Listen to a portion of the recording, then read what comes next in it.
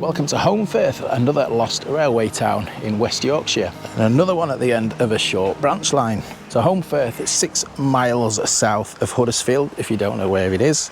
It's a population of just over 5,000. And a beautiful setting in the picturesque Holme Valley. It's a very lush place, this. Industry, another one famous for its textiles, in particular wool. Information board here, just in the centre. I was seeing if it mentioned the railway. In fact, it does. Station house, there's a railway station I'm going to be seeing, or not going to be seeing, actually.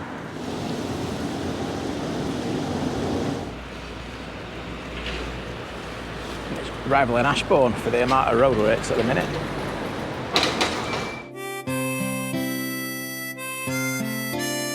Something else that town's famous for, 37-year-long running sitcom, comedy, whatever you want to call it, lasted a summer wine. There's Sid's Cafe there, and there's Nora Batty's house, Campo obviously as well.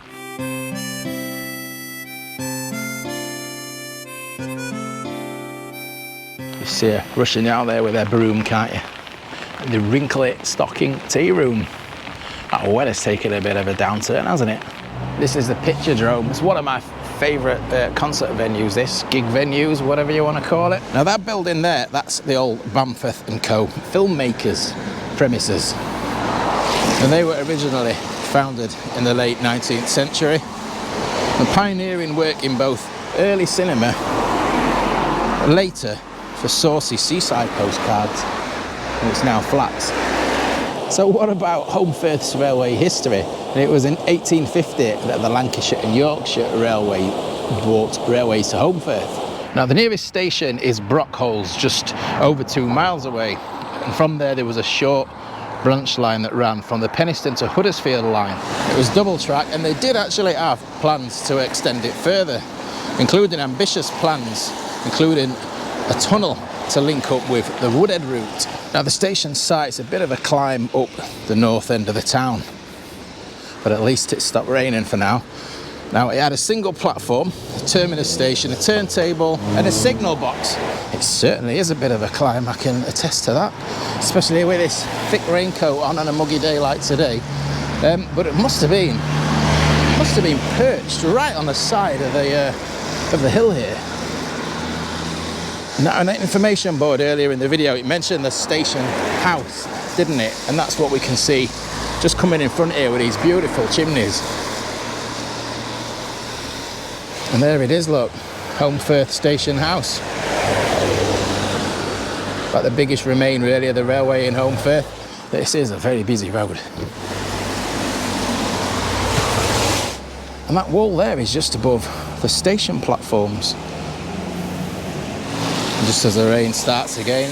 Been looking forward to get into some of your lost railway towns, Yorkshire, and this is how you're repaying me. So the station would be just down there. Now the site of where the platform would be starting there, look, it's now a, what's it called? Jehovah's Witness Hall. Old gateposts here, look. Just further up the wall there, engine house. And look, we can see this wall going up. So is this wall part of the railway? I'm assuming it is. Look, it is that design, isn't it? No, I didn't know if this wall had been rebuilt at some stage, at some section of it, because on some of the older photographs there is an entranceway in the middle of this wall, but I can't see anywhere where they would have, where there's a space where that would have gone. Martha, just when I get back in the dry, I might just have to have a search for those photographs there. They'd be looking down the platforms just there. That's the view today.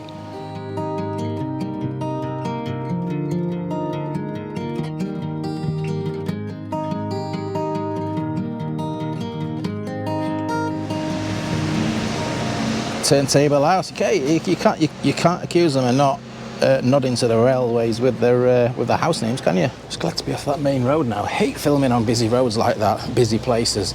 I'm just walking down now, just in front. I think so. Everything this side, I think, would be the railway land here.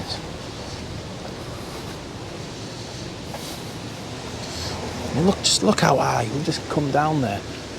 Just look how high we are from up there. The railway really was perched up high on a shelf here. That's quite remarkable. I didn't realise that. And as a result, look, we've got all these supporting and retaining walls here that the railway sat up right up the top of the bank in there. Look at the buttresses.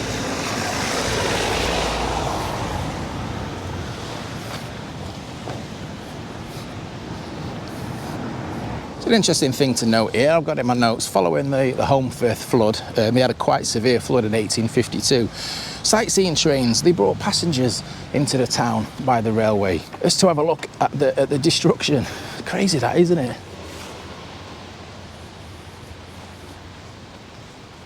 Just having a walk down underneath where the railway would have been, just to have a look under it, just to have a look at the retaining wall, see if there's anything that sticks out here. Because this building in front, just here, look, it's been lovingly restored. We can see that on the old maps. And that was the goods shed. And it comes right down to street level here.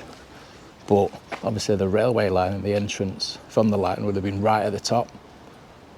High tracks, yeah, brilliant that. Look at the wall there, look. And there's the entrance to the goods shed. And even this house at the bottom here, look, the sidings.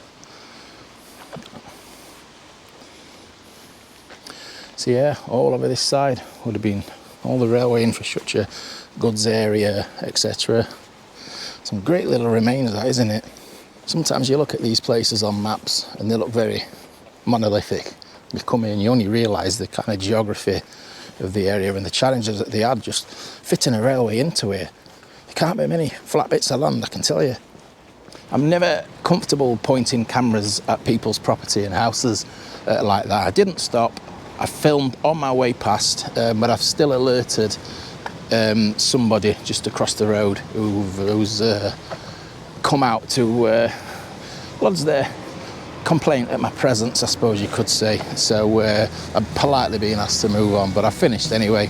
But anyway, that's the lost railway town of Holmfirth. Nice place. I'm no stranger to Holmfirth. I used to come here on my motorbike. Nice chippy. Come here to gigs, things like that as well. So it's nice to come back and from the point of view of the railway. So thanks for watching. Thanks as always to my channel members, anyone who buys me a coffee, sends me a super thanks. We'll see you again on another video. Ta-ra.